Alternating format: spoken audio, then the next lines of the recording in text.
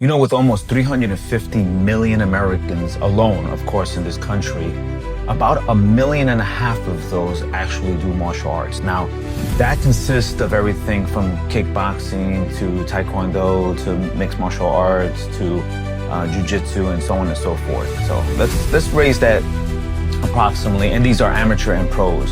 So let's say it's about 2 million.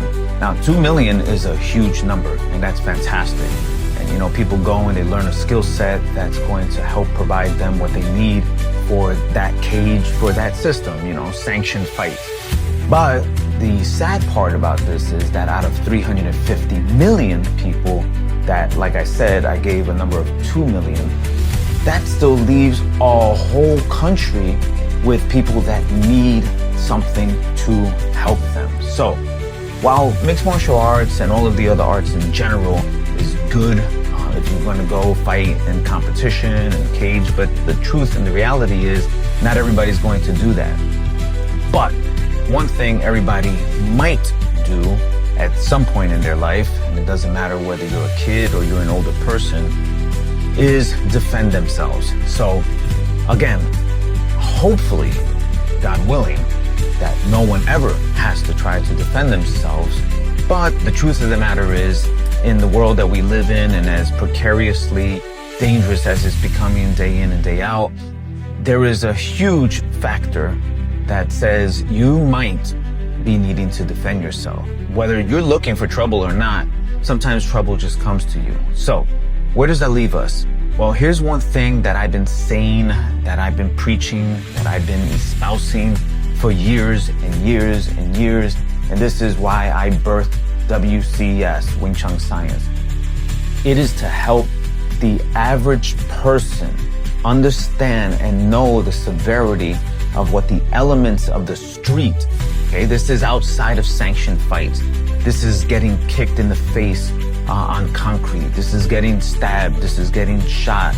You know, the fundamental of just understanding the elements of the world, just that alone is a lesson.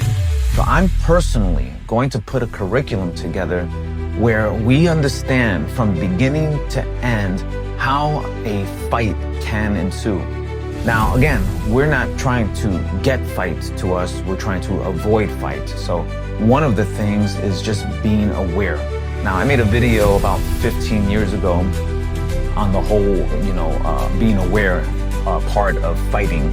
That is the first part, and that's just being aware of your surroundings. Now, what I'm talking to you now about is nothing to do with martial arts. Of course, I have a school that does mixed martial arts, and that's great. And of course, everything that I'm espousing now with regards to the mindset that you need to even get into a cage is the same mindset, but with a little bit more flame to it that I espouse when it comes to combat street fighting. Now, this is a crucial point. Now, I hear a lot of mixed martial artists, people who are in the martial arts themselves and say, well, I can be that guy too. I can do this and I can do that just as much as the guy in the street. And that's good. I'm glad that you can. And I'm also hoping that you know how to squelch yourself and you know how to refrain from getting to that point because you have been learning martial arts. But I'm talking about the average Joe. I'm talking about the 50-year-old woman that has her kids. I'm talking about, or her grandchildren. I'm talking about the kid in school, the teenager who's getting bullied. I'm talking about just even with domestic violence alone. So I'm talking about the people who are truly held captive of not knowing what to do. I'm talking to those people. Now, of course, it is important that when you learn about actual survival combat, that you understand that there is no referee, okay? That you understand that there is nothing to do with fairness here. I mean, you see in regular MMA fights, UFC fights, you know, the guy's moving around and then, you know, ends up putting his finger in the other guy's eye and the guy goes crazy and the ref has to come in and then you have to wait 5 minutes. And well, there's none of that in the street. If you get jabbed in the eye on purpose, there is nobody coming to save you. Okay, so we want to make sure that you understand how to prevent that and how you can be the one to kill or be killed. And I'm using that word loosely, okay? But the bottom line is that there is a real danger when it comes to understanding how to fight for combat, for survival, than there is in just your regular average sanctioned fights.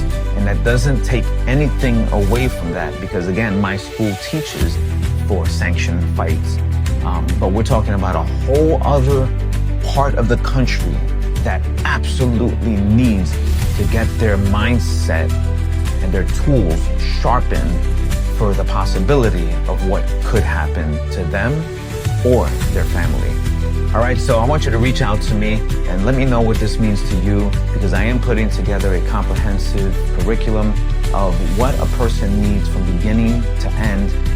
And when I say beginning to end, those are just 2 points, but there's a whole bunch in between those points of what a person really needs to know and understand before they're ready to be ready for any confrontation that involves their life. All right, so reach out to me, DM me, call me, text me, email me. There's a million ways to reach out to me. But if you're serious about doing something that has nothing to do with the sports at all, but for actual real life survival and getting yourself prepped for something like that, let me know. Peace.